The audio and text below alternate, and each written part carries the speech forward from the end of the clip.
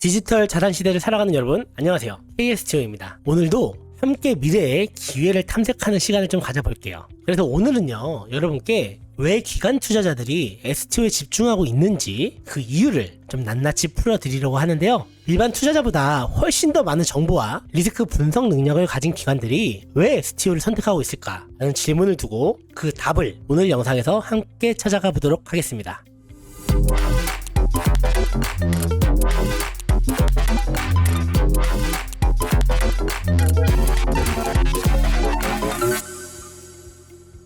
여러분, 기관 투자자들은요, 무언가에 눈독을 들일 때 그냥 단순한 유행이나 분위기로 결정되는 건 아니에요. 확실한 규제와 안전성, 유동성, 그리고 실체, 이 네 가지가 담보되지 않으면 그들은 절대 움직이지 않죠. 거기에 STO는 단순한 블록체인 기술이 아니에요. 규제된 자산의 디지털화입니다. 이 뜻이 뭐냐면 바로 STO는요, 법적인 틀 안에서 움직이면서 정부의 인정을 받는 구조인 거죠. 자, 바로 이게 예전 ICO와 가장 큰 차이점인 겁니다. 과거 ICO는요, 자유롭고 좀 빠르지만 규제 밖에 있었는데요, 이 STO는요 조금 느릴 수는 있지만 합법적이고 제도권 안에 들어있는 투자 방식인 거죠. 그래서 기관은요, 이 합법성과 규제를 기회로 받아들입니다. 왜냐하면 이런 합법성과 규제가 곧 안정적인 수익으로 이어지기 때문인 거죠. 두 번째로 중요한 이유는 유동성이에요. 어떻게 보면 기관에겐 혁신에 좀 가깝다고 보여지는데요. 예를 들어서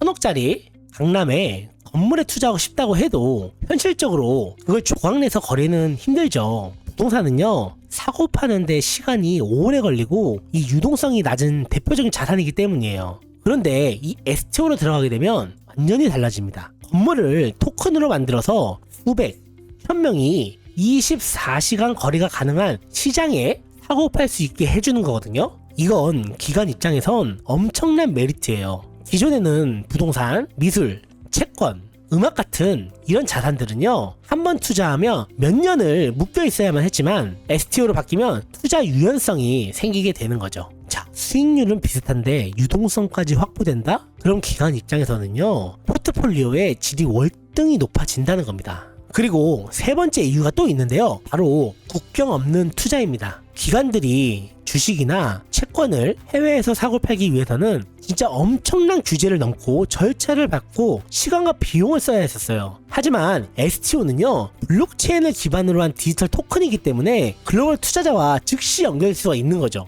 예를 들어서 한국의 STO 프로젝트가 싱가포르나 미국, 유럽의 투자자들에게도 동시에 노출이 될 수 있다는 거예요. 이건요, 기관 입장에서는요, 자산의 확장성을 뜻합니다. 단지 국내 자산이 아니라 글로벌 자산군으로 편입할 수 있는 여지가 열리게 되는 거죠. 그래서 이제 기관의 투자 전략은요, 로컬에서 글로벌로 넘어가는 트렌드에 맞춰지고 있는데요, STO는 바로 그 전환의 키를 쥐고 있는 기술인 거죠. 그리고 또 하나 중요한 포인트가 있는데요, 바로 기관들은요, 혼자서 움직이지 않는다는 점이에요. 그들이 STO에 들어오려면 커스터디, 이 수탁기관이죠. 그리고 거래소 인프라, KYC나 AML 같은 시스템이 완벽하게 구축되어 있어야 하는데, 다행히도 지금 전 세계적으로 이 STO 생태계를 뒷받침할 기술들이 빠르게 완성되고 있어요. 예를 들어서 골드만삭스는 이미 디지털 자산 커스터디 사업을 시작했고요. JP모건은 자체 블록체인 네트워크를 운영 중이에요. 또 국내에서는 SK, 두나무, 신한은행 등이 STO 관련 기술들을 준비 중인 거죠. 그렇다는 건 기관 입장에서도 기술도 갖춰졌고 인프라도 마련되었다, 이건 거고요. 이건 기관의 본격적인 진입을 위한 신호탄인 겁니다. 그리고 마지막으로 기관이 STO에 관심을 두는 가장 현실적인 이유를 말씀드릴게요.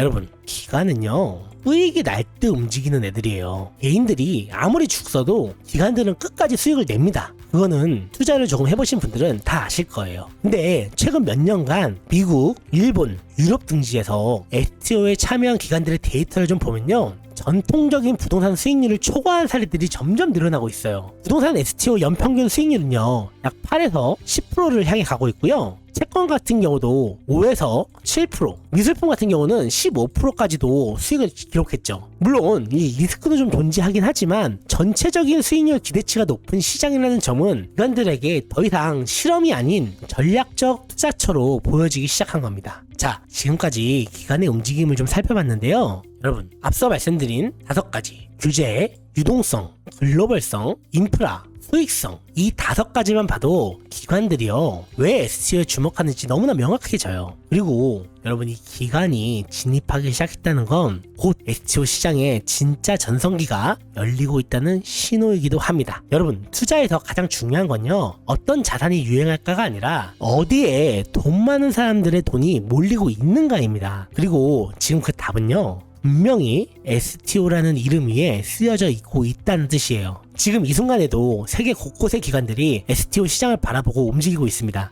그리고 그 파도는요 곧 일반 투자자들에게도 다가오게 될 거고요. 이 기회를 미리 알고 준비하는 것, 그게 바로 우리가 이 영상을 만드는 이유인 거고요. 다음 시간에는 STO 투자 시 알아야 할 리스크와 기관이 실제로 투자하는 방식까지 더 깊이 들어가 보도록 하겠습니다. 그리고 여러분, 영상으로는요 조금 아쉬운 게 좀 있죠. 그래서 제가 STO에 대한 카페를 운영 중에 있습니다. 아직 많은 사람들이 모르는 만큼 초기 투자가 좀 매력적인 상황인 거죠. 지금 시장을 선점하는 분들은 너무나 좋은 기회라고 말씀드릴 수 있고, 투자에 선견지명을 가지고 계신 만큼 저희 카페에 오셔서 많은 도움을 좀 받아가셨으면 좋겠네요. 제가 여러분들께 바라는 거는요 구독과 좋아요 딱 이 2가지만 부탁드리겠고요. 앞으로 더 좋은 영상 준비하도록 하겠습니다. 그럼 오늘 영상 끝까지 시청해주셔서 감사합니다.